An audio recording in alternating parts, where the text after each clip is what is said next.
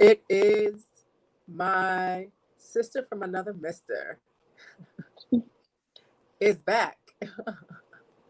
Yes. Come on in, everybody. Every time we have a Tuesday talk, in my heart, it's the best Tuesday talk ever. And I feel like we're about to break some like groundbreaking information, like every single time. And I'm so excited to do it. So come on in, people. Come on in. We do this for the people. We do it for the movement. We do it to continue the work of our ancestors, to continue the work of our elders who are with us.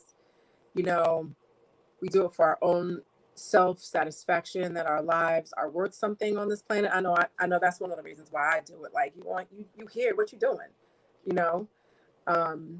We do it to make our parents proud. We do it to leave a legacy for our children that we birth, the children in our village. We do it to stop colonization. We do it to return the African back in the place of power on this planet. We do it for all of those reasons. And we do it also, I'm going to speak for myself when I say this, I ain't doing nothing else. I'm not going to empower anybody else. That's what I mean when I say I'm not doing anything else. I'm not going to empower someone else. I'm going to empower my people, myself, my family, etc. So when we put together Tuesday Talks, and I say we because I have people in the background who work on Tuesday Talk to help it happen. And, you know, when I have guests like Felicia, who owns her own business, co-owns her own business, and you know, she's working, doing her thing, she's got kids, all that, whatever. These are moments of sacrifice that we do so that we can do our part. Okay, so when we come here, we're excited and we appreciate your support and to help keeping this going. Tonight we are going to talk about not just HAPI, not just the documentary, but the HAPI movement from a grander scale. Okay, so if you take, like, let's say this is your scope, like here, we're going to go out, we're going to zoom out a little bit and go a little wider. Okay, and look at the two other films that were produced by Taaqiy Grant, and to show how that is a part of the HAPI movement. What's HAPI? What is the HAPI movement? Why is it important? And what is your role in it? What's your role in it? So before we get started, just like Big Man 29 from Los Angeles, California, where are you from? Put it in the chat. When I lived in Connecticut, one of the DJs would say, "Where you checking in from?" So, and he had his little voice, and it was kind of quirky or whatever. Where you checking in from? Where are you? Let us know where our people are today. I know I can see we have more people watching, so we don't just have one person. So check in and let us know where you're from. We have Felicia Harden from HAPI.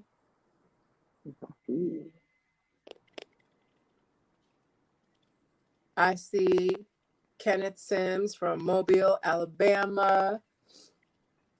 I remember my freshman year in college, some of my good friends were from Alabama, and they used to tease me about my accent while not acknowledging their own. We have Curtis Jackson. He is a member of the Shrine of Ma'at, Ankh Abut Seshat, and Sanette Felicia. Curtis Jackson from Painesville, Ohio, via Pittsburgh. Yes, thank you. We have Sanette Cheryl, Ankh abet from the DMV. That's right. She said, give the thumbs up and share as you come in. It helps with the algorithms and getting this information out. Little things like that really help you guys. So without further ado, I'm going to introduce Felicia. Felicia is a part of the HAPI movement. And if you've gone to events like the Black Excellence event that we're going to talk about later, if you go to the International Arts Festival in the summertime at the tent, you'll see Felicia working hard. Wherever, basically where you see Taaqiy in public, you see Felicia is someplace around 5 steps ahead, behind, to the side, something. So in tangent, they've been able to push this movement forward with other people who support. So y'all know I love Felicia, and Felicia is my sister, so I love having her on. So without further ado, Miss Felicia Harden. Yay. Yay. Oh, I gotta get applause. I gotta come in with my someone came into HAPI Talk with their own applause. That was Jamar. Jamar Milton. So I Listen, was like, I've that's been what's really up. asking you, why do you call him Jamar and not Jamar? Jamar. I don't know. I like Jamar. It just looks like, I mean, I guess it could be Jamar, but I like Jamar because I say Lord Jamar. So I like, when I think of Jamar, I think of Lord Jamar from Brand Oh, Nubian. So Jamar, like he's his own like whole thing, like whole this deliciousness. So I call him Jamar. I don't know. But if I was going to professionally introduce him, I'd probably say Jamar, but I like Jamar. just you can keep Jamar. I was just curious. You said his own deliciousness. I can't. Yeah. Yo, after his performance at Black Excellence, I mean, I was looking at his videos beforehand and listened to his music, but his performance, I said, okay. I know, right? Yeah. Jamar. Yeah, he did his thing. For the sake Yep. of this conversation here, I'm gonna call him Jamar. Jamar is my Yeah. brother for real. That's a good brother, Jamar Milton. He's that on Instagram and YouTube. He's a good brother. Felicia, I'm gonna tell you, if when I need something, I reach out to Jamar. If he got it, I got it, no questions, and that's it. Like Jamar is my brother for real. Like I love Jamar. He's awesome. He's such a good person. Yeah. So yeah. So Jamar for us, Jamar for Felicia. Yes. Wow. Okay. Peace to your chat. All right. Yeah, everybody. All right. Just raising the Bronx with me today. That's right. That's So, right. Desiree Paul. We got Reginald Jackson from Kansas City, Missouri. The Boogie Down is in the house. We've got, let's see, let me look right here. We have Senesi Naka, DC, Senesi Naka, Ankh and Ma'at. Thank you for joining us. So one of the things that people might not know is that Taaqiy has produced two other documentaries. HAPI is the one that is in the forefront, but HAPI was not his first rodeo. So, in bringing forth the truth and the facts about the Black African Kemites who were on that land first, okay, if you take a step back and widen the scope, there was the documentary Nubia and Tekken that preceded HAPI. So I'm going to turn the microphone over to Felicia, his right-hand woman, as we discuss the other two documentaries. So Felicia, do you want to start with Nubia? Give us a little background on it and what's in it and how does it relate to HAPI? yeah. So, Nubia, man, it's so interesting because I didn't know Taaqiy in none of this time when he when he made these films, and so it's so cool. Like when I remember first started working with him, and he was like, "Oh, I did two other feature films," and anybody that makes films, such as myself, just know like what it takes to put to make a whole film and to actually finish it.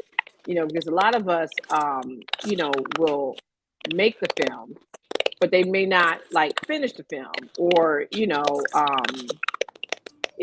just never will see the day of light.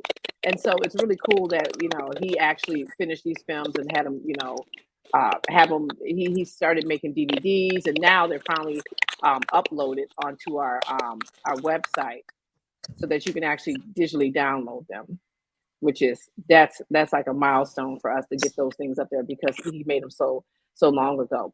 So Nubia, the first one he did, Nubia, the Untold Story. He actually did this film with Dr. Leonard Jeffries.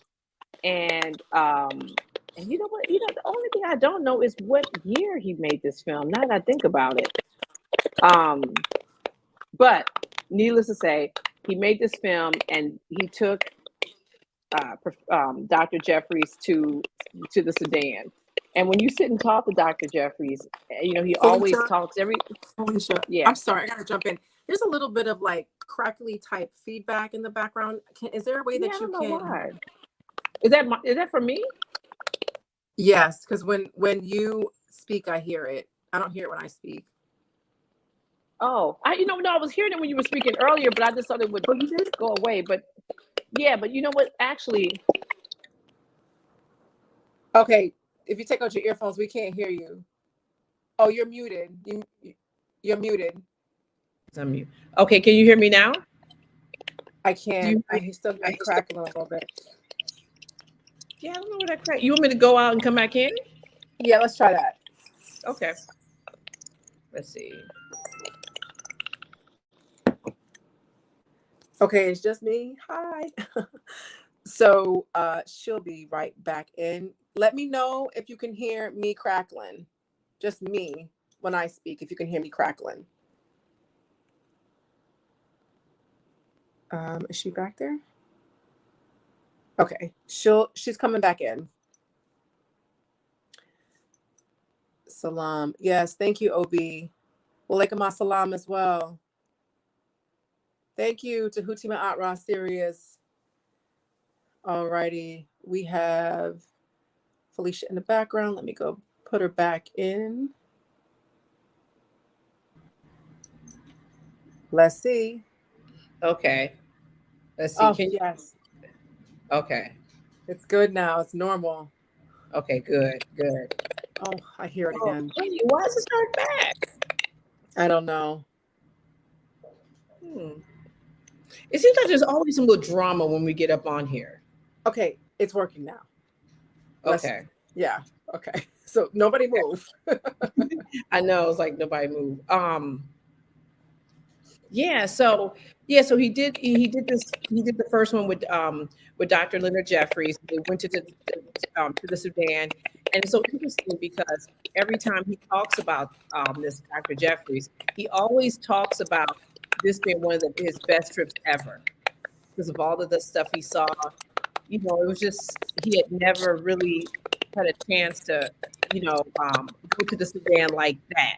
And they talk about being stranded in the desert, and then some people coming and going back to a village. Like they had a good time.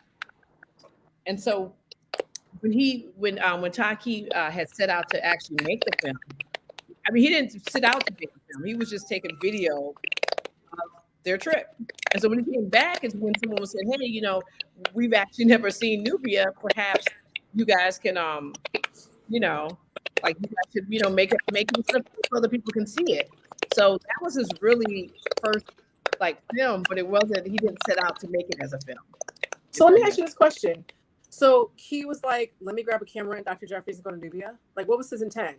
I mean, that's dope enough as it is. Yeah, because I think that at that point, I think that was the second time going. Okay. I believe that was the second time going. Yeah. And so he wanted to explore. I mean, Nubia has more pyramids than Cairo. He had been all up and down the Nile River. And so, this was just like another adventure, so yeah. So he was like, "Yo, Dr. J, you want to come?" Dr. J is always down to be like, "Okay, I'm in," and this because even when you look at Nubia, you're like, "Man, that's like so so long ago." And and Dr. J looks like a little young guy, so it's kind of super cool. Yeah. Around what year was that? That had to be the 1900s. I don't know when. No. 1900s. When they did the movie. When they did the documentary. No, it wasn't the 1900s. It wasn't the 1900s. I just don't know when. You said what? I just don't know when, but it was in the 1900s. 1900 something. 1900 something. Did Taaqiy have hair or no? You know what?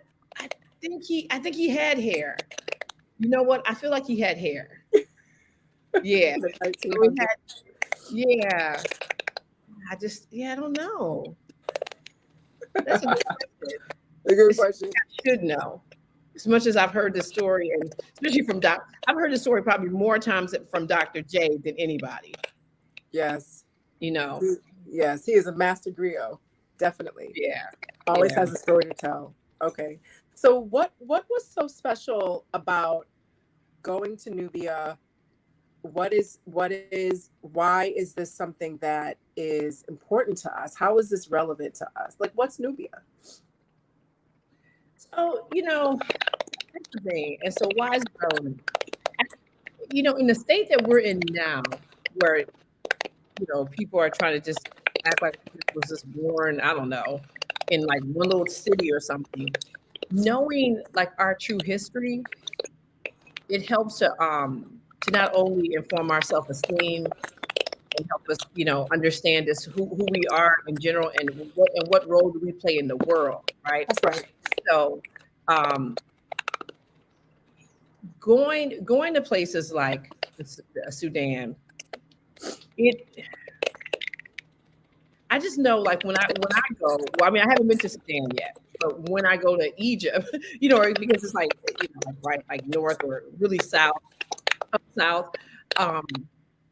it's a special connection you feel because you feel like this is the land that they left for you, and only you can really understand it. It's everybody sees it, but we see different things and we feel different things. And it's so interesting because that's exactly what one time I was talking to Dr. J, and he talked about going into one of the temples and just seeing, like all the pyramids, even though they're not as grand as like Pyramid Giza, but just seeing like how like they went into one of the temples where they show you can see like the irrigation system that we created, and this was like thousands of years ago. You can see what? The irrigation system that they had used, which is like thousands of years ago. So it just informs you more of like how dope we are. It really does when you could just sit and pay attention to that. And so it's important for everybody. I mean, it's important to and if you've never seen those visuals, at that point they didn't have like 4K cameras and stuff like that, but you can still, it still looks really good, so yeah, it's just important for us to see these images and know that we created them. I think that's the most important thing. So I just want to say, I know we're still having some audio technical difficulties, but I'm gonna need y'all to use y'all African powers and put those to the side and listen to what Sister Felicia is saying. Because one of the things that she's saying, because what she's saying is more important than being distracted. So just work with us, okay? The other thing is, what I think a major takeaway is like that's our place, that's our homeland, and when we go there, that connection can only be made to us because that is where we're from. So we have that homeland connection there because that is our African, that is our birthplace, our birthright, our heritage, our ancestry. Okay. And then on top of that, we were the first people to civilize humanity, or this world, if you will, give civilization to the world. And to be able to see super ancient artifacts, which is proof, is something that is super dope. It hits home to us, and it gives us self-pride in knowing, being able to recognize what you hear about us out there, what you see about how we are out there is not us. It's not true. It is the condition we're in, but that's not who we are. And when you go to a place where you see evidence of who we were, that is evidence of who we actually are. Period. That is evidence of who we actually are. And really seeing these things and knowing these things helps you to get your mind right. All right. So you can have a certain sense of self. And going to the Sudan with Dr. J, how incredibly dope is that? Like that, that's just crazy balls dope. Seriously. Yeah. And you know what? I do have a little, I think I can play the trailer. It's on the Vimeo page. Because you can download. The cool thing about Nubia and Detective, we finally was able to upload it onto Vimeo's website, so you can get the DVD copy, or you can actually just stream it. Which is nice. But I think I can show it. I'm all for the DVD, y'all, because when these links expire, where's your proof? Yeah. Well, I think no Vimeo. You it's actually like forever. It's like when you. I don't mean your link. I mean, I just feel like one day this all gonna be taken from us. But if that's how you gotta download. Yeah, you gotta download. If you can just be like, boom, it's in my hand. Like some of us still have boom boxes from back in the day. Like my mom still uses the boom box every blue moon. Because it physically exists. And we have one of those big, heavy TVs that my great grandmother had in Virginia, like in the 50s. It's about to be an antique. It physically still exists. Is my point. Yeah. So, and then so I think it's worth it to get a physical copy. I'm about to put up this. Oh, hold on, I gotta come over here.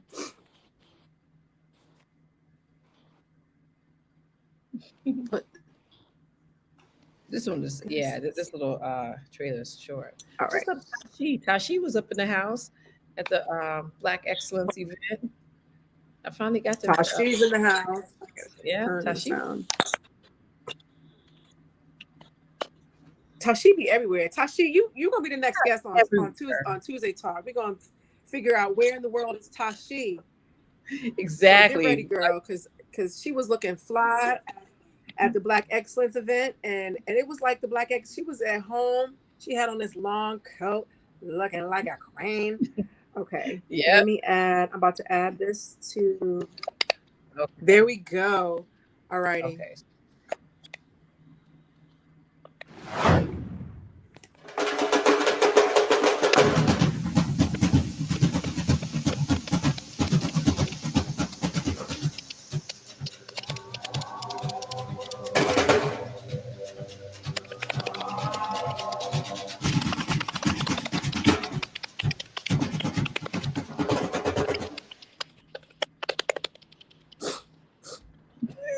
It's short. It's short. Let's see it again, Felicia. Do it again.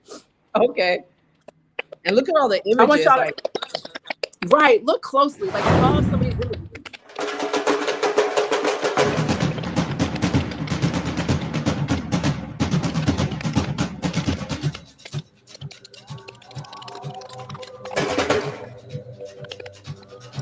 Is that Dr. J?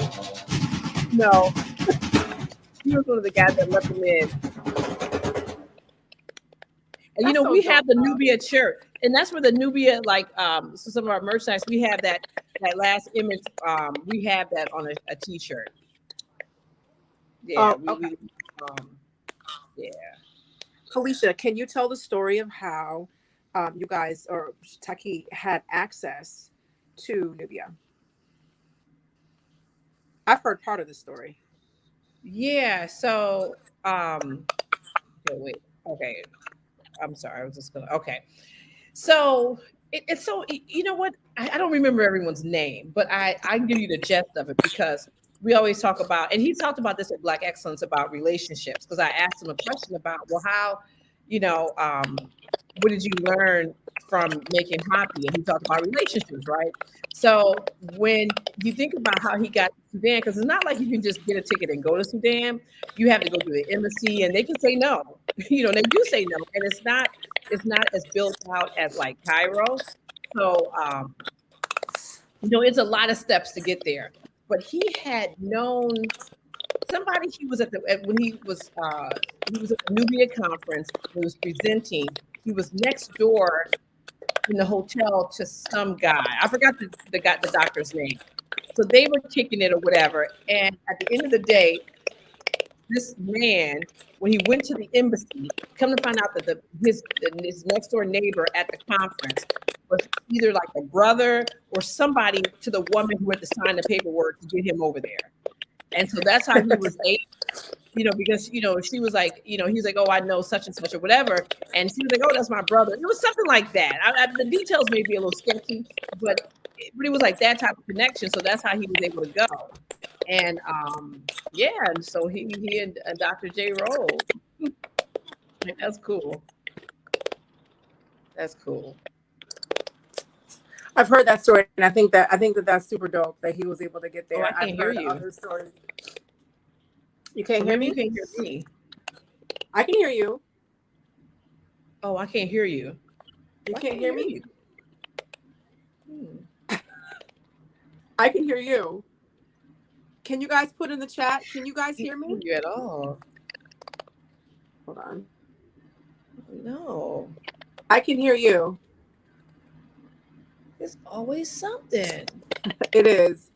It really is always something. Hold on. 1 minute. Hold on for 1 second. Sorry about the technical difficulties, guys. Okay, I'm gonna leave and I'm gonna come back. Okay. I can't. Can the chat hear me? I don't know. I don't know either. Yes, but I can't even hear. You guys can hear Abut as well. Is it just me? Maybe I I lost think my it's just you. You did not lose your hearing, girl. Okay, I'm gonna leave and come back. Okay.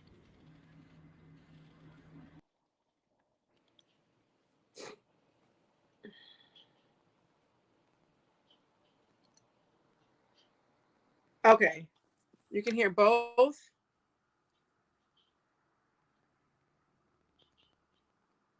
Okay.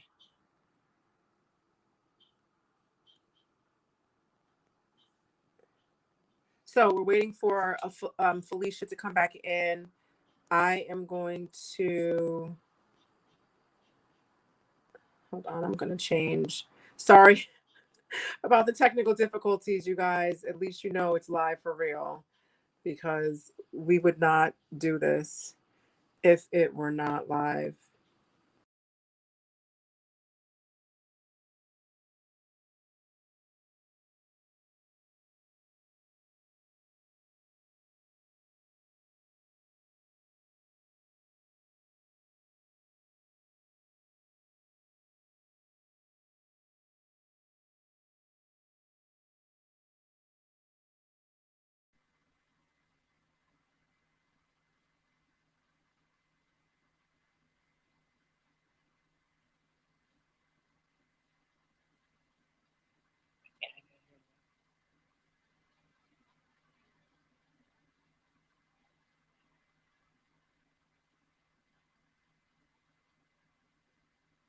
Yeah, I think the next time if we have a talk, Abut, we need to be in person together.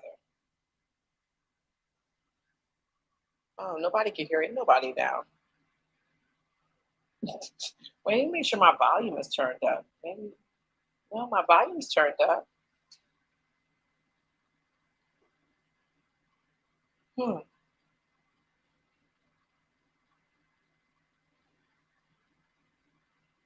Oh, you can hear somebody get Zakia.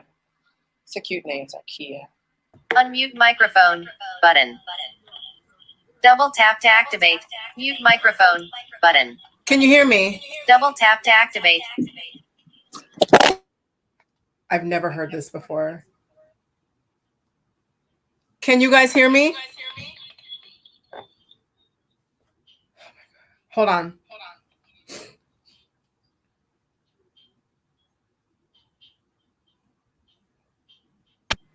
Okay, I can hear you, Abut. Hold on for 1 second.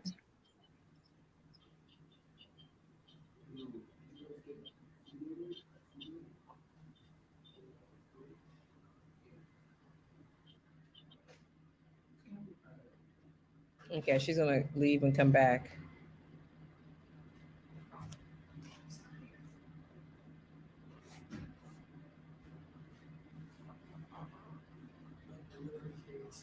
Okay.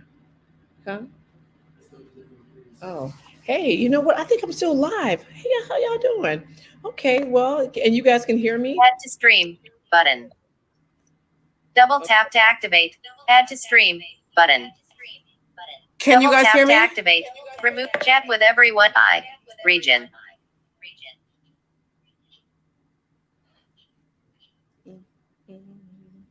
All right. Here's what I'm gonna do.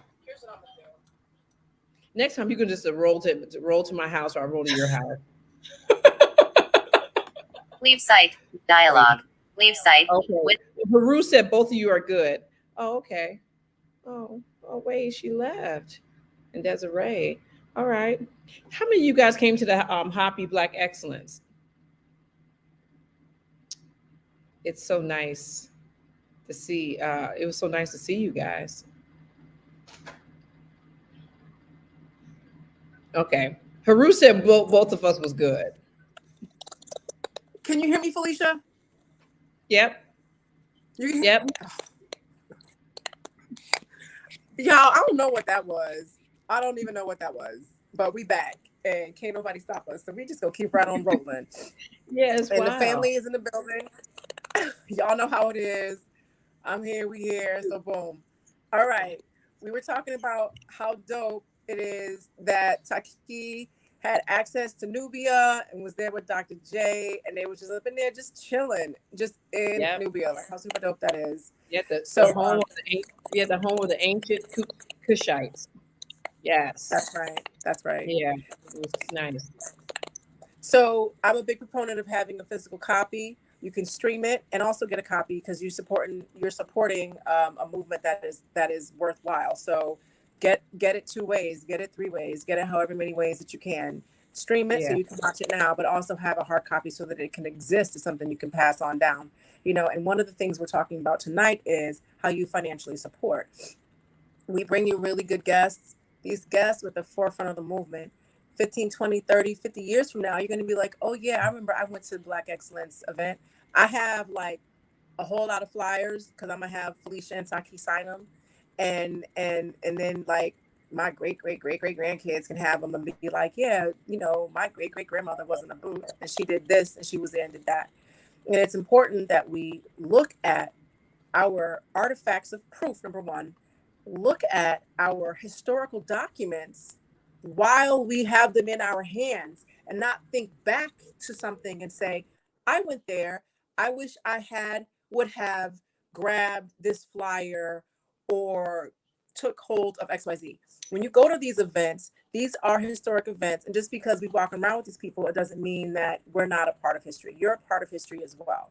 Okay. So make sure you grab these things and keep them for proof's sake, as well as nostalgia, and as well as passing down a legacy to your family. Okay. So we definitely want to support. So next, Cheryl, can you put up the Cash App for Felicia, for HAPI, and also for Yoga Girl Sai? Just want to make sure that we are all in this, relationship in a, with involving reciprocity. As you can see, it would be nice if we had a little bit different technology. I don't know what it is. Felicia, do you think we get sabotaged by some people? This is a little suspect. How this is going down. I don't know what's going on here. I don't know either, but we're gonna keep on rolling. We're gonna keep on rolling. So let's go to his next documentary. What is his next documentary? So the next one was the Tekken. It's uncovering the influence of ancient Egypt. Now this one, Dr. J was in this one as well, but so was Infodici Juhuti myth. And it's real super cool to see these cats like getting younger, like talking and showing stuff. And you'll see when you see Infodici Juhuti myth in the Tekken, he has that same energy, if not more now. And he is 72 years old. That man does not look or act like 72-year-old man. And, so it's really cool to just see him, in a different light. But this movie is really nice because they're looking at how the ancient symbols in Luxor mirror those, DC mirrors those ancient symbols in Luxor. And so they're pointing out those similarities and how things are positioned there and how they're positioned in DC. So, they went all throughout the city. It's real nice. And I actually have a trailer for that one, which is longer. It's like 4 minutes. But, we about to watch it, y'all. Yeah. And this one's nice. In fact, I took it. Let me see. See, maybe they don't like when we stream and stuff, but it's like, whatever. Like, come on. Okay, let me just close down some of this stuff because you start getting everything open and you don't even know where it is. Right, you got like 18 tabs up. Yep, here we go.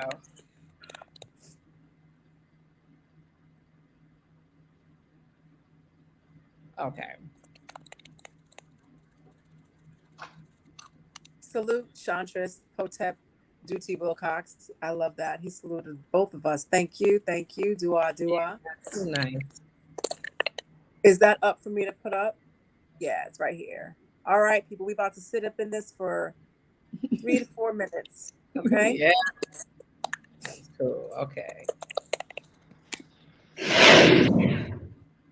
As we walk down 16th Street in Washington, D.C., and look out on Meridian Park, we see the step pyramid that's on top of the Scottish Rite Masonic Temple. If we look at this step pyramid, or the roof that's in a step pyramid shape, it almost takes us back to ancient Kemet when we see the step pyramid of King Zosa, or Horus, Nechi-Ket, or Heru Nechi-Ket, as referred to him in the Old Kingdom.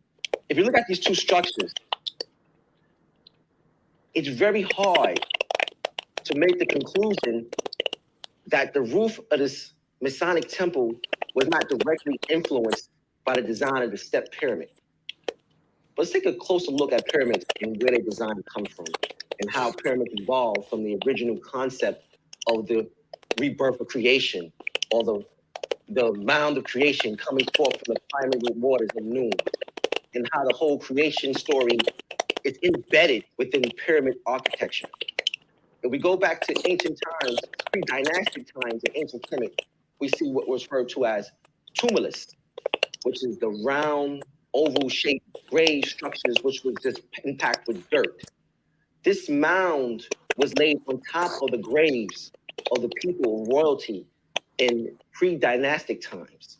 That eventually evolved in what the Arabs call today a mastaba. The step pyramid is a series of 6 mastabas placed one on top of one another. But before we get into what the mastaba was and how it evolved into the step pyramid, let's take a step back to the tumulus. Tumulus primarily are found in what they refer to as the Middle Nile region. That's the lower and upper Nubia connection there we have, where Egypt and Nubia, or Kemet and Nubia, intertwined or mingled or mixed or confluenced with one another. Here you find some of the oldest forms of iconography in the Nile.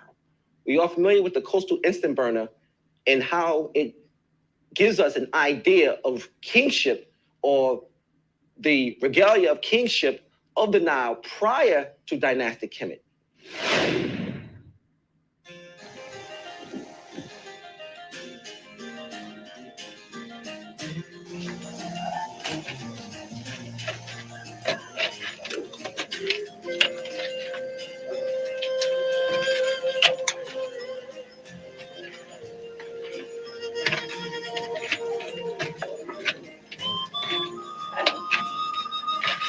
Hello? What's up? Where are you? I'm right here. Where? Right here. Tamam? There you go. This is very interesting.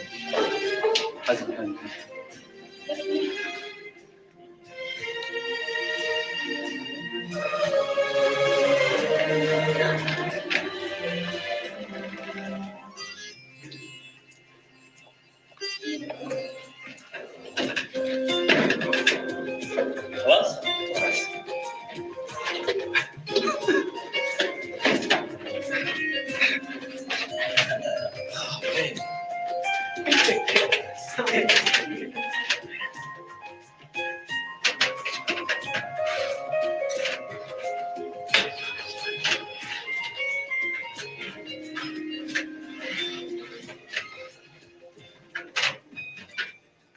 Well done. Tamam.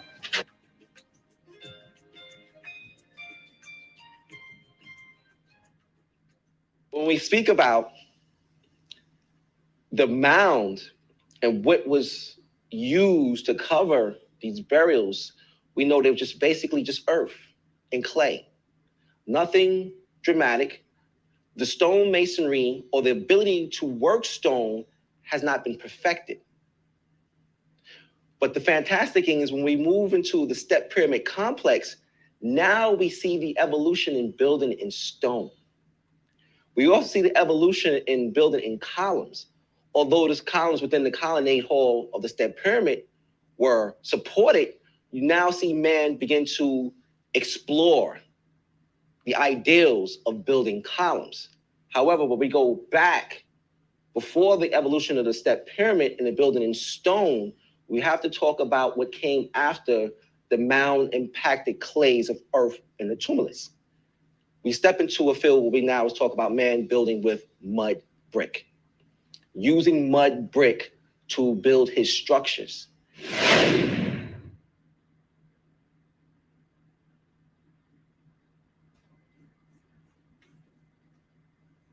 That's it.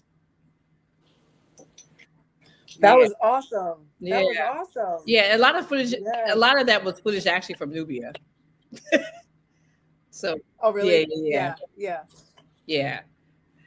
So and that's that's why by the time we get to HAPI, and you look at HAPI, and HAPI looks like a very different type of movie. Right. But I think that because we always talk about HAPI, and I was telling Taaqiy this the other day, is that's kind of like we are into this movement, but at the end of the day, we're also these filmmakers. Right. To be, to have this evolution, to have the ability to shoot, like films and get them so people can see them is really, is awesome. And it's really a big deal to be able to finish a feature length film. So, yeah. I think it's great. You see Taaqiy, and he was Professor Taaqiy right here, explaining stuff, sitting at the desk, talking about stuff, and then showing, the proof and the evidence based upon what he was just saying. That was kind of nice. I've not seen that. What we just saw, that was the first time that I had seen that, just like anybody else who is seeing that part for the first time. And so you see the different hats that he wears, and that we all wear when we're trying to bring information to the people. That is super dope. That was great. Yeah. When did you start? When did Mhm. you see the other films? Like when in the process of when you met Taaqiy and became a part of HAPI, did you see the other ones? When I feel like we were almost done with HAPI. Mm-hmm. And he was like, because he would always refer to these other movies, and I was like, okay, well, do you have them? Because it's not like we didn't have a web. I mean, we had was a website there? The website was there, but it wasn't on the website. And, I mean, you had to be around in the 1900s to get them. So, it's like I never saw them. And then he found the copy and he let me look at it. I was like, wow. I was like, damn, get it? Because the thing, if anybody knows Taaqiy, he's very not like, oh, I've done this, I've done that, but he can hold a conversation about this with anybody and hold his own. I just remember it always. It reminds me 2 years ago when he had the last conversation with Dr. Rashidi, and because I had been talking to Dr. Rashidi about some stuff, and I had said, I was like, Taaqiyy's been around for a minute. He's like, he has. I was like, yeah. And so I think he might have had a conversation with him, and so he was coming onto the show so they could have a conversation about Nubia and why it's important for us to know any of this information. And I remember him asking, Taaqiy these questions. He was like, damn, brother, you know what you're talking about. Because he was like, really like, But I was like, yeah, I think a lot of times people underestimate his knowledge in this area. So yeah. How can they? He has 3 documentaries on it. No. Yeah. That's surprising. And he used to do conferences. Yeah, he was doing conferences with everybody.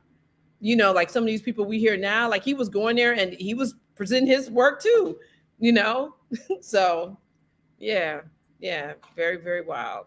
Yeah, you can't have a whole movement if you don't know what you're talking about, which brings us to one of the next things that we're going to be discussing tonight.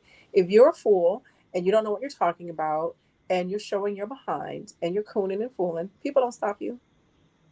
But when you know what you're talking about and it's powerful information and can be backed with facts and can be backed with DNA and can be backed with firsthand accounts that have been recorded, that's when you run up against people who don't want the truth out. A lot of times in our modern day, we talk about your truth, my truth. People, listen, there's one truth. Either something is true or not.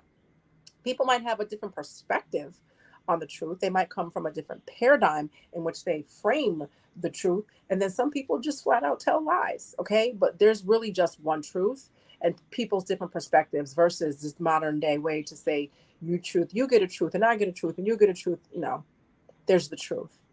When the truth wants to be shut down, that's how you know it's factually accurate and very powerful. Felicia, my sister, can you talk on the attempt to have parts of HAPI shut down. Can you talk about what that was all about? Yeah, it wasn't parts, it was all of it. They tried to shut us down.com. So last year, God, was it last? It was last year in February. We had a trip that we were planning. We had about 205 people that were going to roll with us to Egypt, and it was called the Best of Both Worlds, Power in Unity. No, I'm sorry, returning to this. It's called One Africa, Returning to the Source Conference.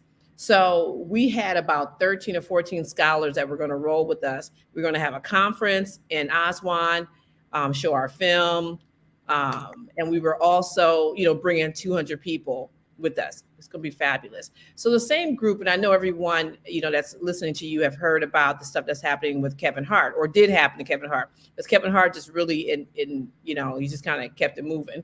But there's a group of Egyptians that feel, and not all the Egyptians feel this way, right?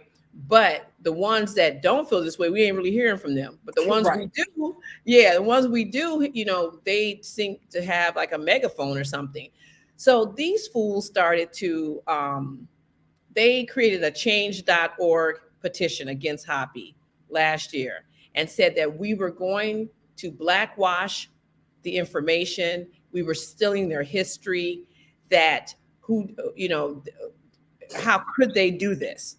And it was so much so, there was, so much rhetoric, threatening the stuff. And we keep it on our Facebook page. Y'all can go to our Facebook page and check out all this. We got receipts. They were saying all type of ignorant stuff. They were going to get us. They was going to get the elders, pictures of smiting us. Like, it's crazy. But they honestly 100% believe that the Egyptians that are living there now, Arabs, believe that they were the descendants of the first people walking there. Now, the thing about this is that, listen, a lot, because I was talking to one of my friends this morning about, I don't think people understand the difference between identifying as something and being something, right? Because everyone's like, oh, I identify this, or I identify, okay. But the reality is like what you just said about truth. Truth is what it is, Yeah, and I'm not going back and forth with you to take a line from, I ain't going back and forth with you about this. This is stupid as hell. Okay, we already know who the first people were. And the thing about this is that if, imagine it is a different conversation we can have if we, if you're kind of ignorant about your history. We can teach you, but we don't, the other piece, the really good thing about it is that it's already there, and you're there and you don't even know how to access it.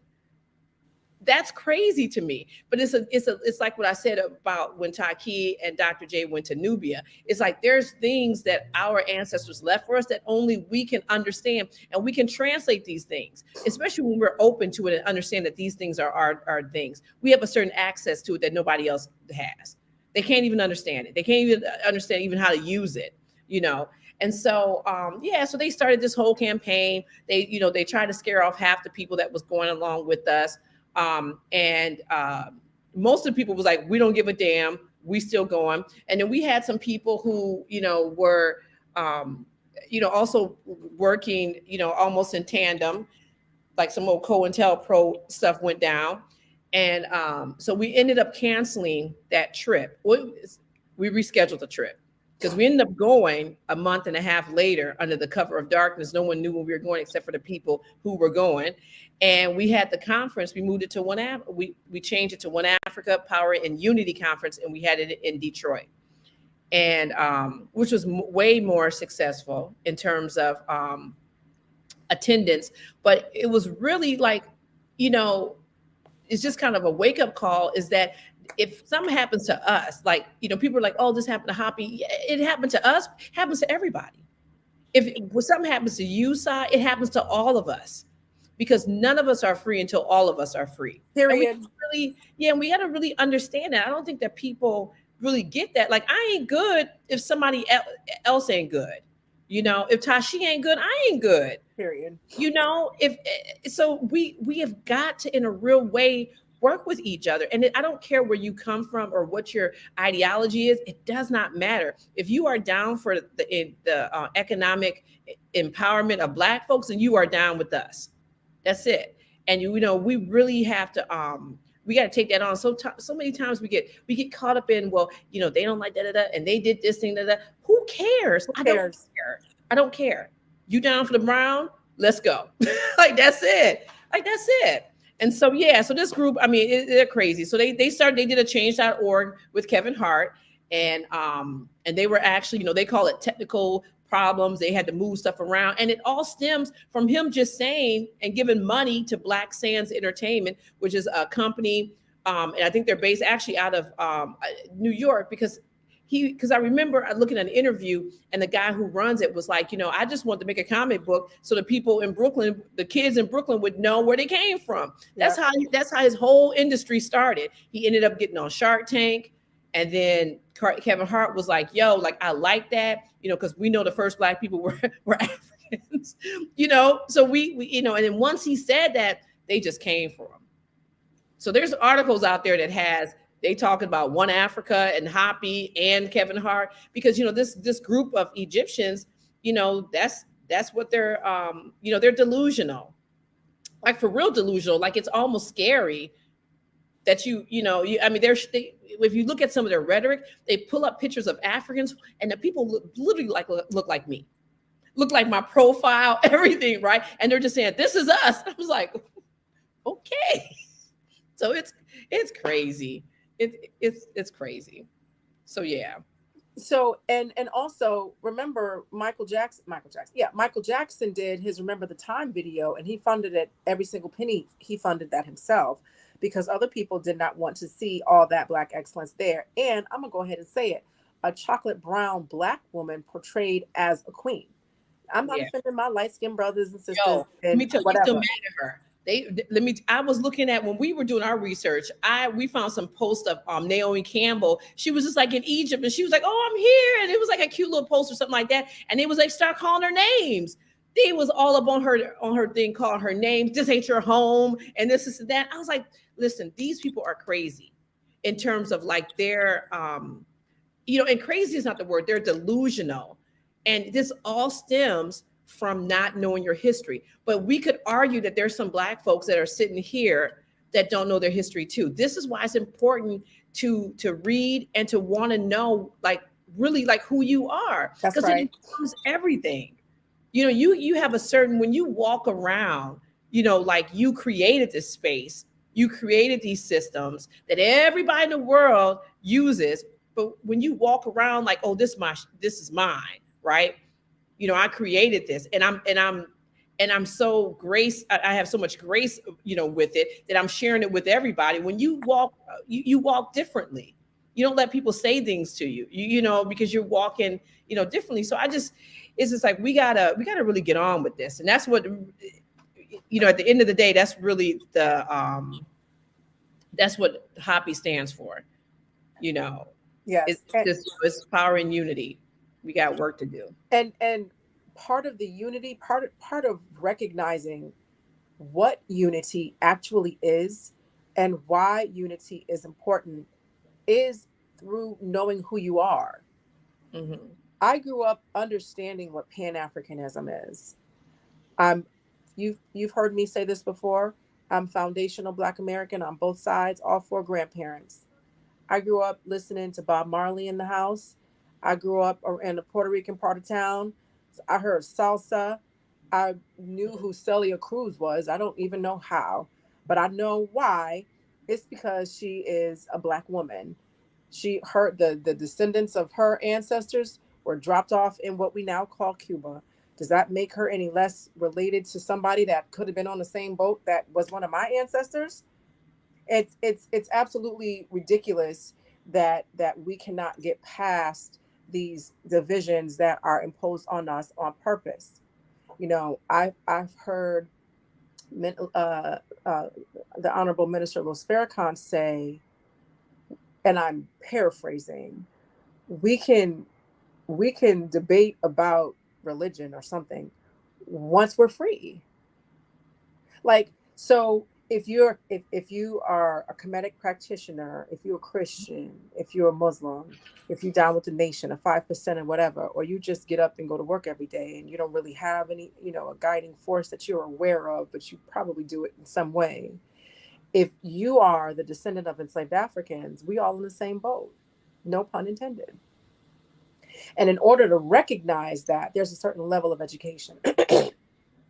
I had that certain level of education from my parents. I had went through a rites of passage when I was 7. Mm-hmm.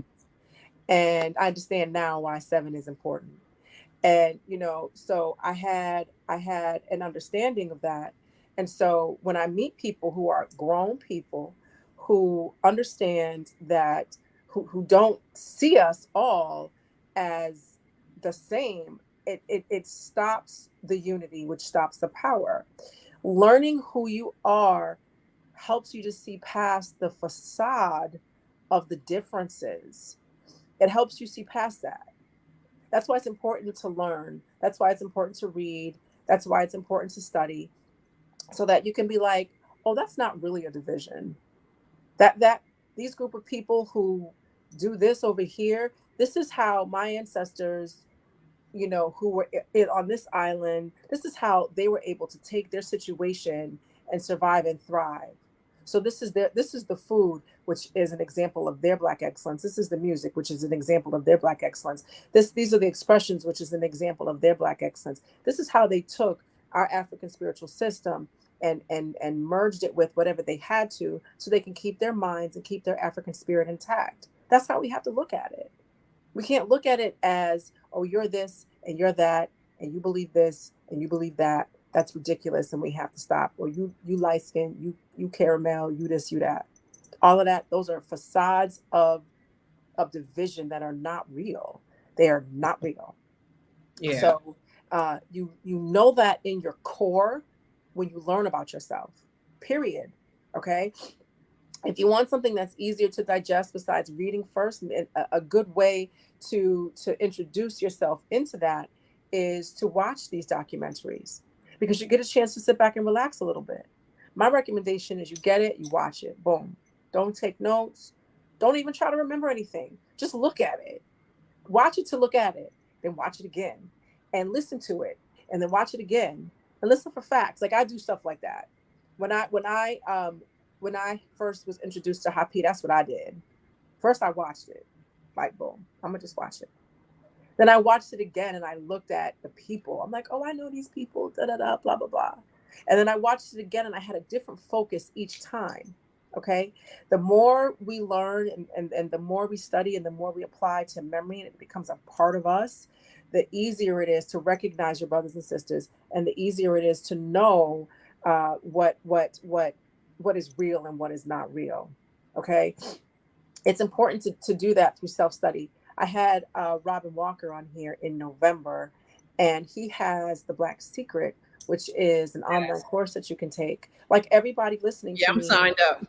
Me too. Yeah. Me too. Everybody listening should sign up for that. Like, we need to be supporting this brother and reading about this so that we can learn about ourselves. All right. Felicia, give me the top 5 reasons that we should learn about ourselves. So let me just first say this. Look, this ain't no easy journey, right? It's not. Nobody wants to look in the mirror. Nobody likes it. I know, like, I always hear Professor Smalls, like, can you look in the mirror? And listen, like, that's a real question, right? Because when you look in the mirror, it's not all roses. It's not all flowers. And, oh, so great. You have to really look at yourself, right? But the benefit of knowing yourself is that you can, at the end of the day, not only can you have a peaceful life, but you can also help your people. That's right.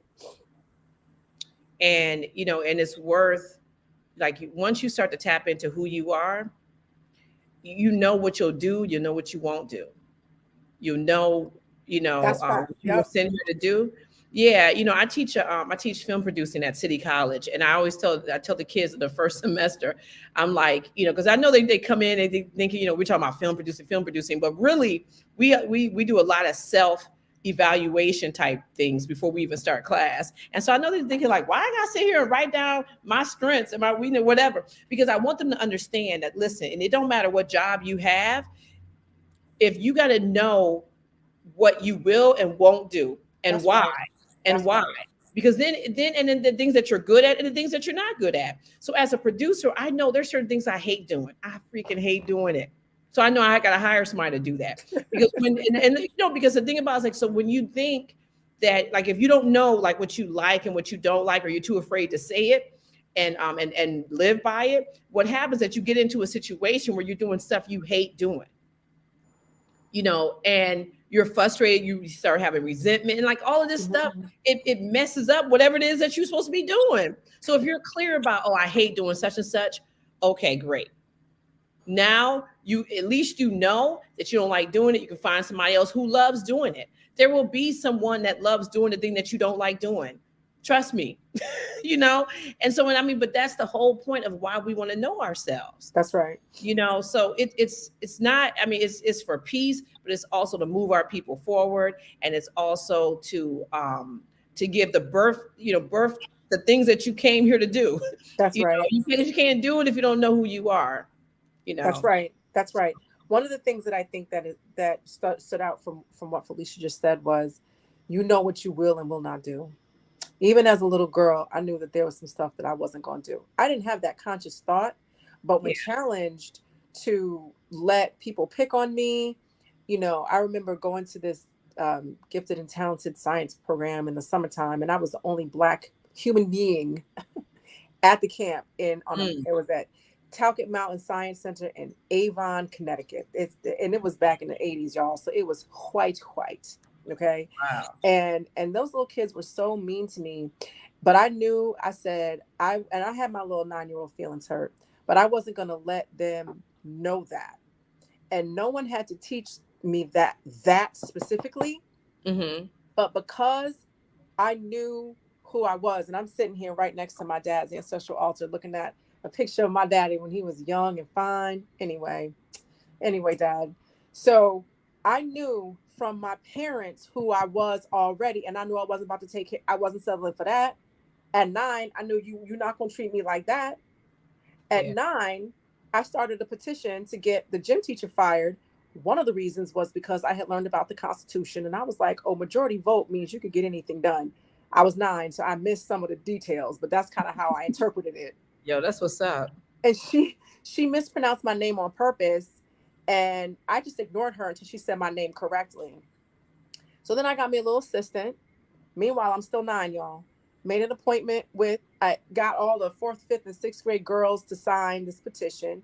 Made an appointment to speak to the principal. And the next year, she was not in the school. And I thought she got fired. And I was like, I like this. So what is the moral of the story? Because I knew the first people on the planet were Black. I knew Jesus was Black, and I knew Santa Claus wasn't real. And I had images of Malcolm X in my home, and I went through a rites of passage, and I went to an organization called the Artist Collective, where we learned African dancing and drumming. It was in the 80s, so the fame and that series and movie really influenced some of that. But and I had Jackie McLean, who was a jazz legend.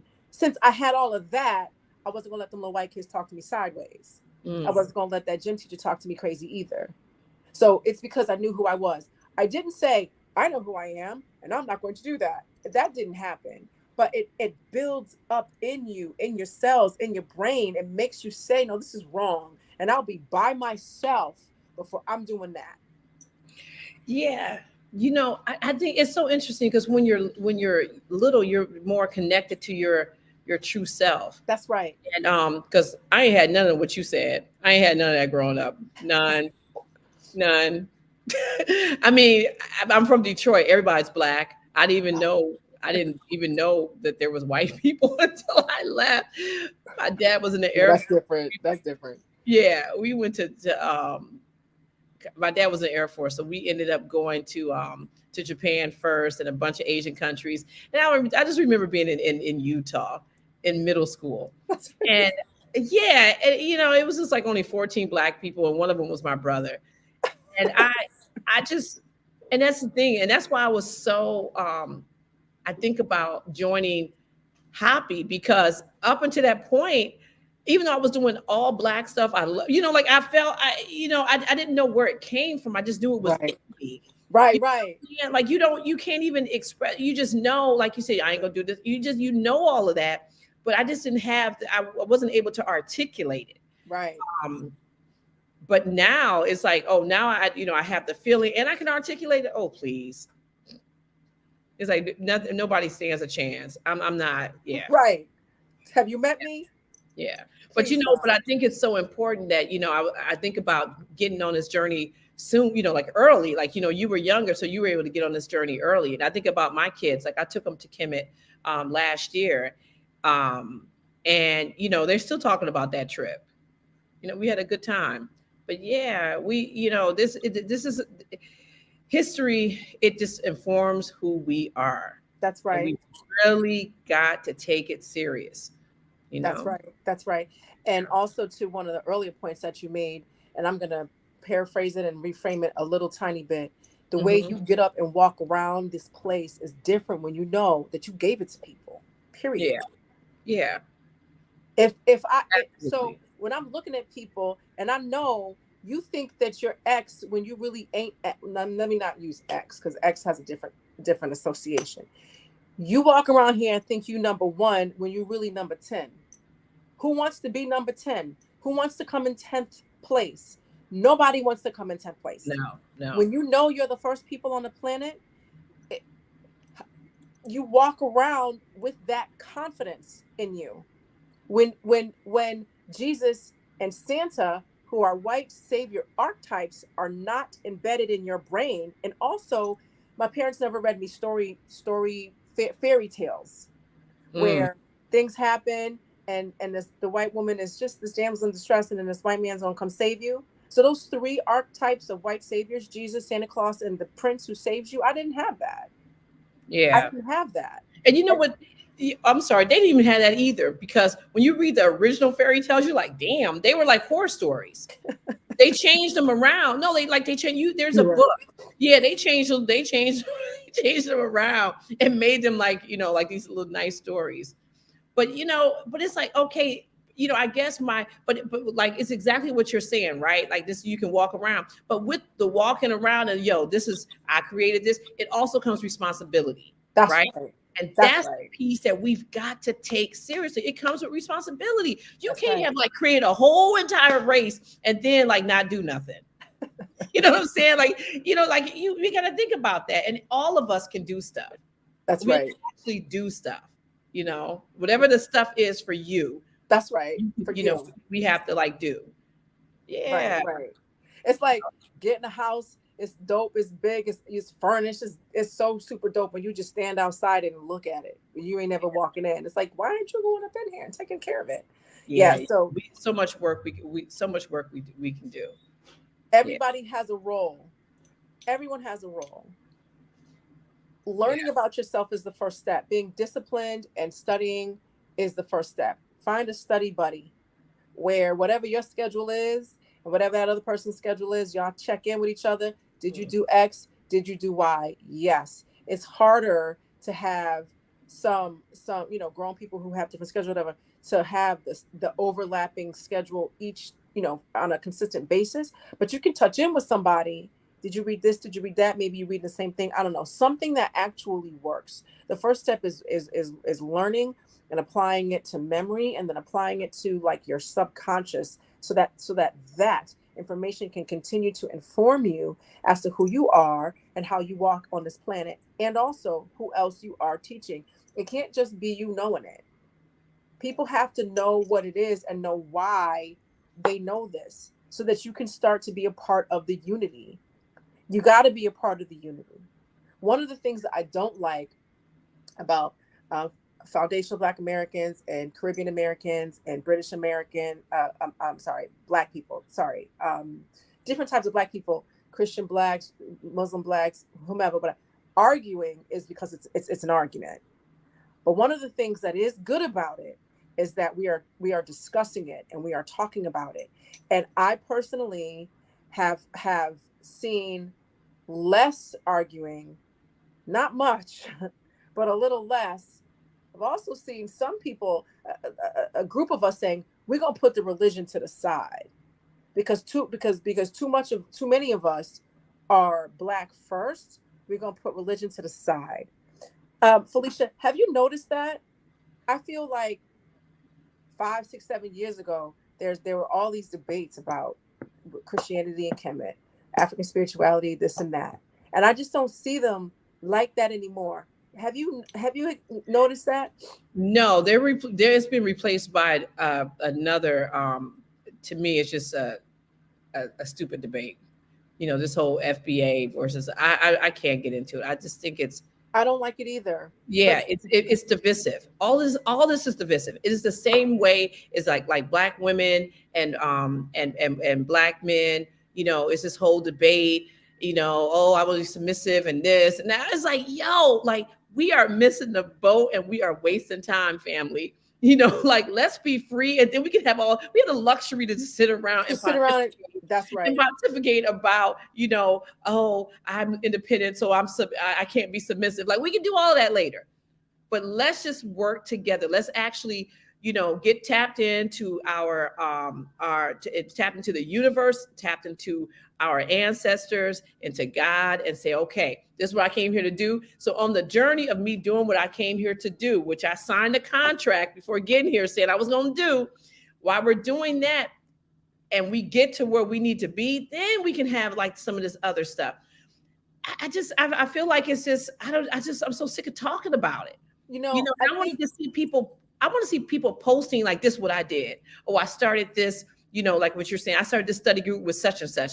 And then it's like, okay, it's studying, but then, you know, how are we actually treating each other on the day-to-day basis? On a day-to-day basis, how are we showing up for other Black people? Are we walking down the street and we see somebody Black and we don't even act like we see them? Or are we always giving them a warm smile, you know, when we see another Black person? Or just acknowledgement? Like, are we doing things like that? You know, like that's the stuff I'm talking about, because that stuff goes a long way. You don't know how many times I talk to sisters and they just be like, okay, hey, you know, and we just have like long conversations and people are like, oh, do you know that? I was like, I don't know her. Right. You know, but we need to hear from each other because it fuels us. It feels good too. Yeah, 100%. I think the bickering part, and right now it's about, you know, where are you from? I think we have to go through that, and that will subside. Mm-hmm. Like the religious bickering subsided. It's not over. So listen, man, I'm sick of it too. We Black. What is the problem? No, yeah. But I think we have to get through some of this. Hopefully, people will realize that this is futile and not keep introducing a new wave of stuff to talk about that's dumb. And the crazy thing is, if we learned ourselves as African people, we already had these systems in place of who we are and how to behave. And so now we're arguing about who we are and how to behave because we don't know ourselves. So it's kind of a reverse cycle. And it's by divine, is by, you know, it's literally by design, right? You know, like they know how to stop us from doing what we need to do. Just throw a little salt in there. You know, we start fighting over dumb stuff, you know, and it stops us from doing the stuff that we know we were sitting here to do, and that we're damn good at doing. The best. The piece, like we're really good. What's up, Queen T? Queen T came down from New Orleans. She was at the Black Excellence event. What up, Queen T? Yeah, like, you know, it just like with men and women, you know, like we need each other. Like we really need each other. We need each other. Yeah. And so all this, you know, we got to stop. We can't fall into these just, you know, these cliches and tropes that aren't even ours. It's not even ours. I don't even want them. Yeah, it's not even a part of our culture. Like, this is so dumb. Yeah. So one of the things that's great about having access to the elders is, you know, when you're talking to them and they're like, you know, priestess, you can't say it quite like that. You know, I get calmed down by the elders. They talk to you with such knowledge and wisdom, and it puts things in perspective, and you hear it a couple times and then it sinks in. And then as a young priestess, I'm still on the newer end. It helps me to tap into what it is, as what it means to be a priestess, and to teach and guide and serve your people, you know, Yeah. in a way that a priestess should, right? So I really am appreciative of access to the elders, my sister Felicia, and everybody who is putting in this work. If you're watching this, you're putting in work too. But we have to make sure we get to the point where we know it and we apply it and we Apply. teach it. We And have to know it and apply it and teach it. you have to know to apply it and teach it. Yes. And you bring up something important about the elders. So not everybody are elders, right? And we have to be very, I mean, it's a conversation that anybody want to like have all the time. But the truth of the matter is that sometimes people are just old people, right? And it's like the bitterness You're right. of how they've lived their lives. Right. They're sometimes just not effective, and they really are not in the role of eldership. I agree with that. That's a very good point. Yeah, and when we have to have discernment when we are, when we are in, when we are influenced by, by people, because some of, it's really, it's unfortunate, but it's also, but it's real.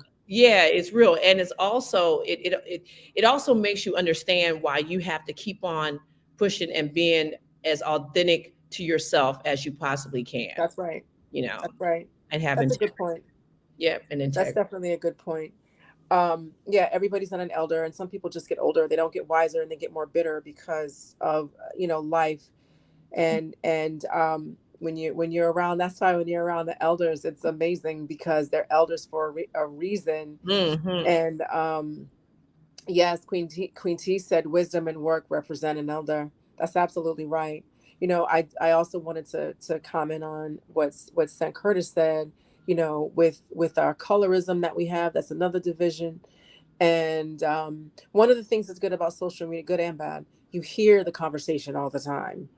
And hopefully those of us who do have a base of knowledge, okay, a base of knowledge, are able to at least guide the conversation in the direction of solution. Exactly. Exactly. And the good thing about social media is that you can actually listen to whatever you want to, because once you start, it's so interesting. I'll be, talking, or like I look at my kids, and they look on social media, and I'm looking at just like they're just regular posts. So I know what they're into because I can see all the stuff that comes up. Because once you start following a certain type of thing, whatever that thing is, that's the only thing that comes up on your timeline. Right, right. Which is indicative to you in your real life. So if you are a certain type of person, if you just look around with the little people around you, and the people around you really, show you who you are. That's right.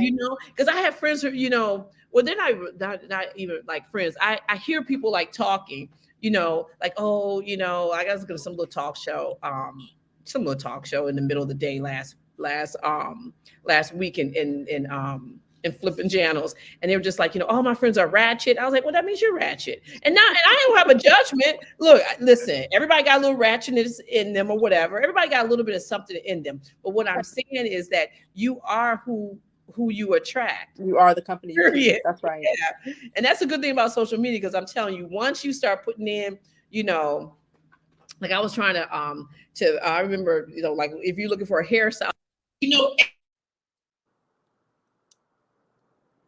Wait, what'd you say, Felicia? I'm sorry.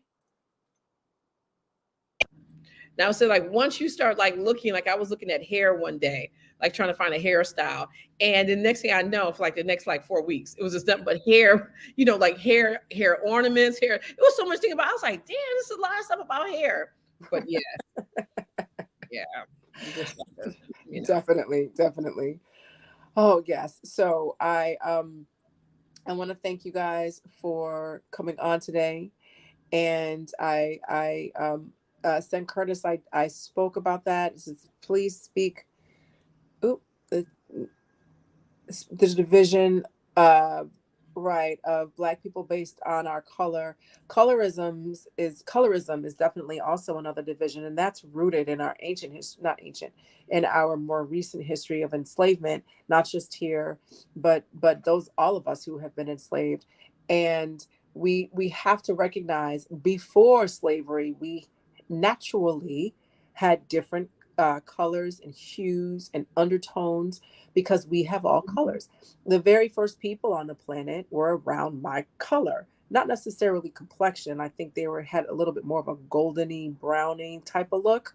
But just because someone has lighter skin, it doesn't mean that they have more European blood. And even if that does mean that, if that person is light skinned and is black, identifies as black, is blackety black, what is the whole problem?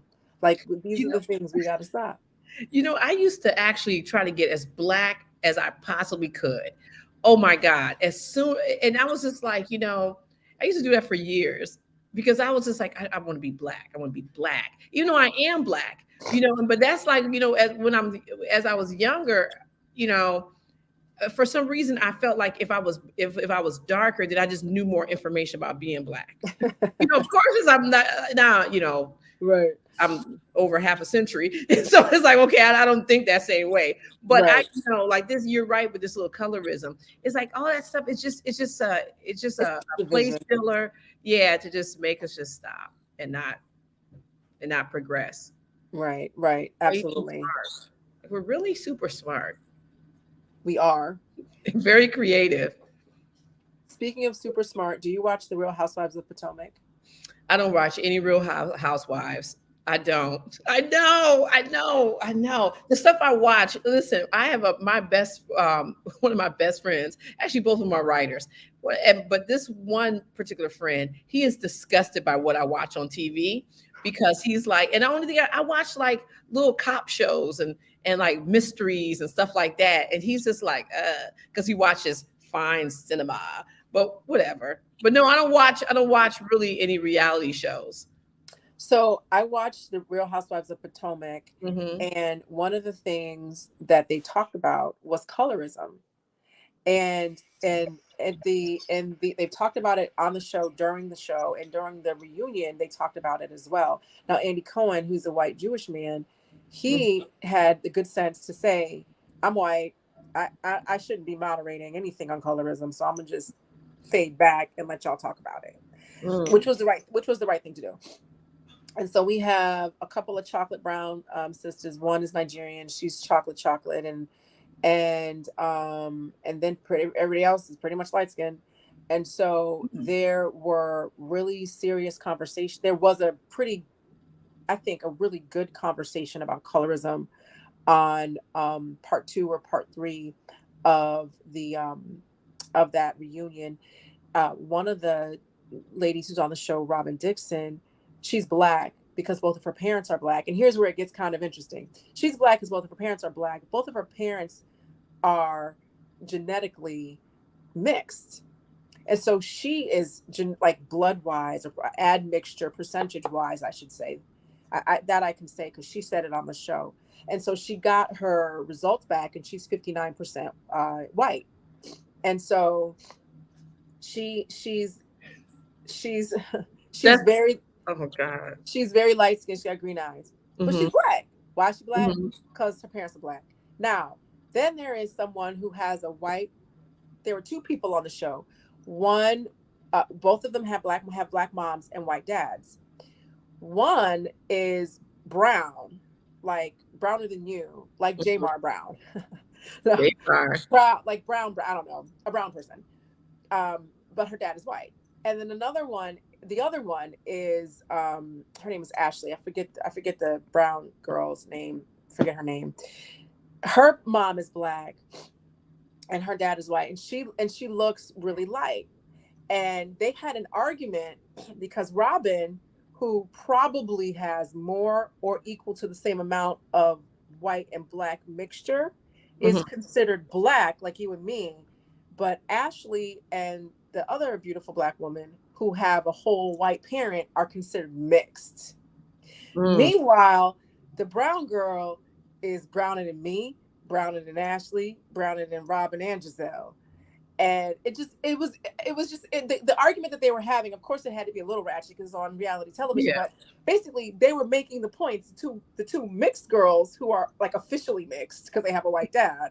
Was like, you look like us. And the brown girl was like, I'm darker than all of y'all, but you're black and I'm mixed. Like, so it was interesting because what it is it's another division. And and especially because enslavement had so many rapes, that was a part of their culture imposed and forced on us. I read somewhere, and I don't like to say I read somewhere and not have a fact. So I cannot substantiate this right here, right now, but this is something I've read. So take it for what it means. The average Black person, I don't know if they meant Black American or whatever, is 20% white walking around here. And that's why you have Barack Obama's dad, who looks like he's mostly, if not all, African, and his white mama. And who does he look like? Me, the average Black American, right? And that's because the average Black American ain't really all Black. So the point is, we got to stop trying to see who's blacker than blackity black. You light skinned, you got green. My dad was light skinned and he had hazel eyes. And when I realized his eyes were hazel, when my father was dying, when he was going through his transition, I looked at him in a different way. And I'm like, my dad's eyes are light. And they've been light the whole time. I mean, I knew he was light. I knew he had light eyes. Like, yes, of course I knew that. But to really look into his eyes just to see the color, I didn't grow up like that. I had a Black mom and a Black daddy, and I'm Black, and that was that. So we definitely, yes, caramel. I was called caramel. I'm caramel, y'all. Because I grew up identifying, and we talked about this earlier, what you are and how you identify are different. I identified as being chocolate. Yeah. And I was told by the chocolate folks, including my mama, that I wasn't chocolate. So I was like, well, what's my name? Like, what? I'm not light skinned. It's caramel. What? Yeah, listen, there's some some of my friends get upset when I give the thumbs up on the iPhone, the emoji, because I have the darkest one. And they're like, that's not skin tone. I was like, what does it matter? Like, are we really about to have a conversation about an emoji? Whatever. It's like, I think that there is an unnamed light-skinned documentary maker with freckles who I'm not going to name, who maybe does the same thing too, makes the emojis darker. And I think it's just a symbol, like a statement of your inner Blackness and your mind, how you think and your paradigm versus our complexion, because there's so many complexions, that we have. And perhaps we can have a greater conversation about colorism on Tuesday Talk with some solutions, of course, and something that you can apply. So or not. Maybe we do like a community activist something, because it's like, oh my God. Yeah. It's yeah. I mean, there's a bunch of, if you just type that in and you look at memes, I was like, oh my God, like people have come up with memes about this. Like, it's really wild. This memes about what? About colorism? Light skin, dark skin. This is how light skinned people ride the train, and it's like a man in splits. And I was like, okay. Oh, this is how dark skinned men eat. And it's like I'm like, come, like, really? That's what folks are really creative. We just need to move the creativity, like over to something else. But I have to tell you, like, it is definitely it's definitely something. I hope folks are laughing at those memes. I hope, because I be laughing at them. Like, this how light-skinned people wake up, and it's a lion yawning, and it's got somebody singing opera. Like, yep. Can we laugh? Yep. Yeah. And I was like, and I'm always thinking, it's like, who's sitting home thinking to do this? Doing this. Yeah. Doing this? Anyway, so yes, that was a little bit off topic, but kind of in the vein of making sure we understand that there is unity. That we need to strive toward unity and recognizing that we're just one people. Mm-hmm. So I want to thank my sister Felicia for coming on. We always have a very lively show, and we always land on our feet no matter what happens throughout. And we want to support Felicia. Where is Cheryl? Can you put up the Cash App, because it's deep in the comments? Yeah, and I put up a picture of you. Okay, excellent. You just have to share. I have 2 pictures of you and one of Damar.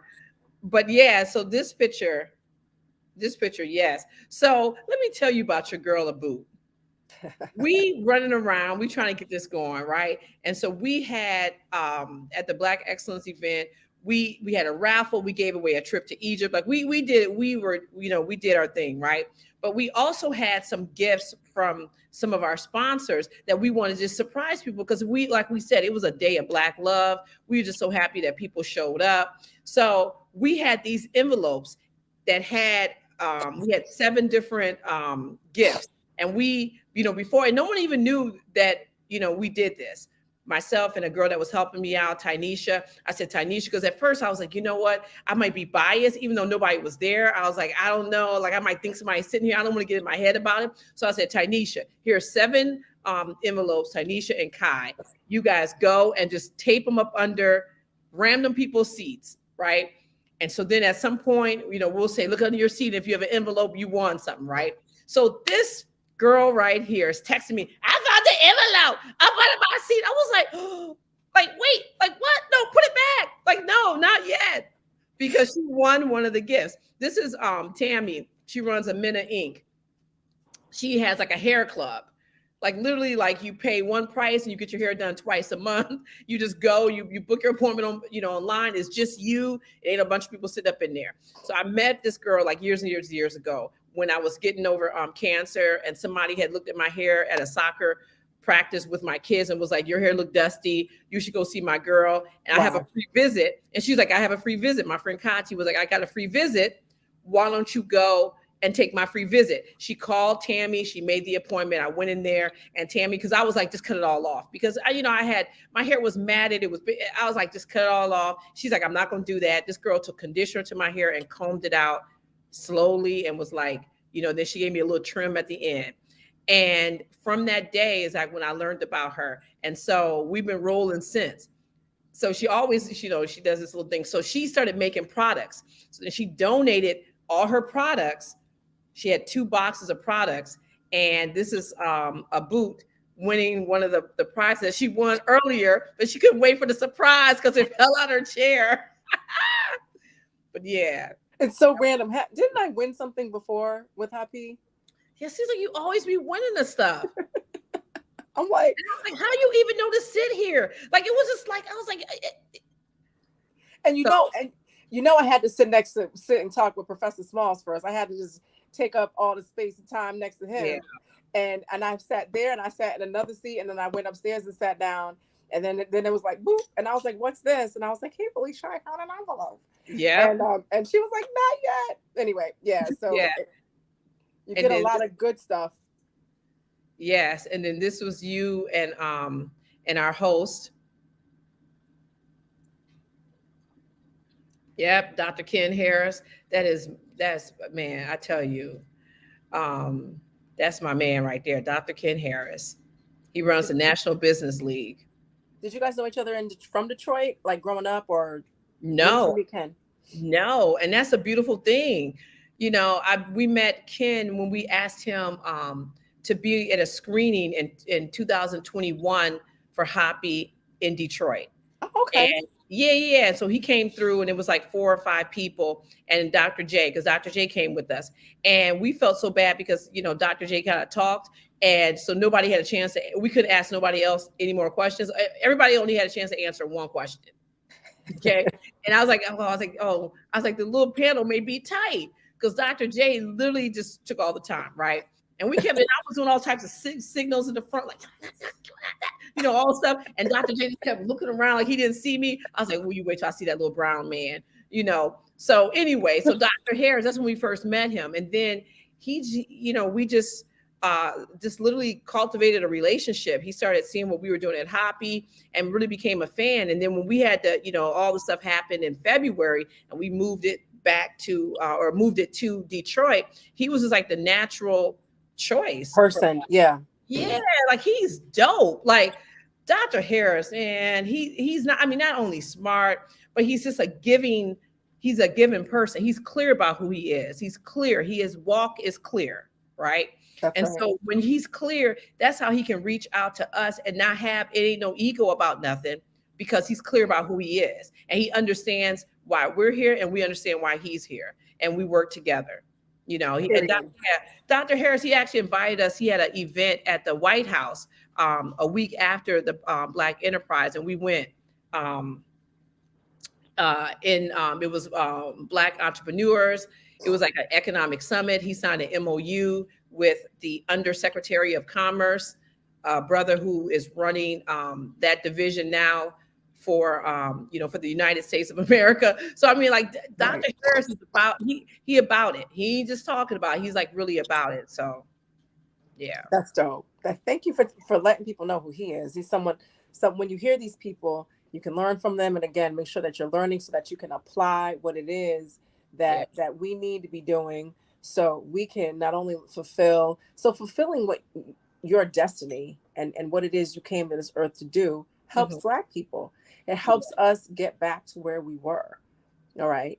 And so tapping into the knowledge helps to reframe your paradigm, helps to reframe your brain. And it's their little microcosmic shifts that happen. And then one day you wake up and you can see the change. And sometimes that happens when you see a show you used to watch, or you see a person you used to know, or you try to eat something you used to eat, and it doesn't ring true to you anymore. But what does ring true to you is you. You're starting to ring true to yourself because you've spent the time to make that change and make that transition. So the change can happen faster than you think. Let me say that again. The change happens faster than you think by learning about yourself and being consistent with the work. Okay. So I want to thank you all for coming. I have my Cash App, Yoga Girl Sai. Thank you for the donation. Listen, when I'm looking, I just see things flash by really quickly. I'm sorry I don't have the name who donated. I appreciate your donation.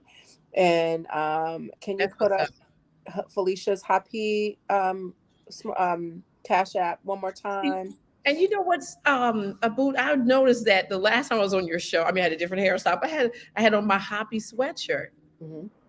Again. Yes, you did. Yeah, I thought it was intentional. Yeah, because we just started getting these, and now it's like, actually, if you get a HAPI sweatshirt, only because they're watching your show, we have a few Black Excellence bags that we will throw into your order, because you get the Black Excellence T-shirt, and you get some other HAPI film stuff in the bag. But it's only because they are watching your show that they get this, because we ain't telling nobody else.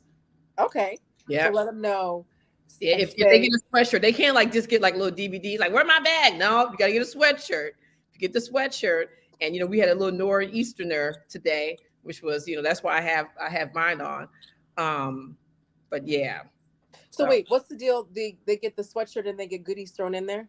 Yeah, they get the goodie bag, the Black Excellence bag. Did I yeah. They I can get one. Because we have a few left. And I was just like, I can't wear all these T-shirts.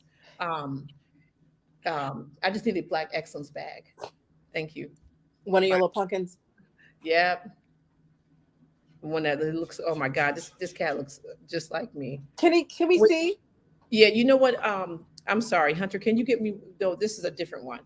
Like a bag from the room, please. Thank you. Yeah. Nah. Look. I can't even post about him online. I'm sure he'd love that. I'm sure he's like, thanks, Mom. I know. I tell you, these little 15-year-olds, I tell you, they something else. But yeah. Well, we're gonna oh, here it is. Thank you, Cheryl. Yeah. There so film. Oh yeah. So you get so you get the bag, but then you also get the T-shirt. Because it's all about the Black Excellence T-shirts. And the brother who, right there. So you get your T-shirt, and we only got one size, family, so you can't like really order the stuff. But we had because we believe in people taking notes, so we had a little pad, right? The HAPI pen, and then we have we had a little Black Excellence wristband that says Black Excellence, Power and Unity. That's right, and we're gonna leave it right there. Yes. Black Excellence, Power in Unity. Thank you so much, Sister Felicia Harden, for coming on. I hope this was impactful for you all. Our takeaway: read, learn, know, do, share. Unity, Black Excellence in Unity. Thank you so much for coming to Tuesday Talk again and supporting us. And we will see you next week. Shema Ma'at. Shema Ma'at.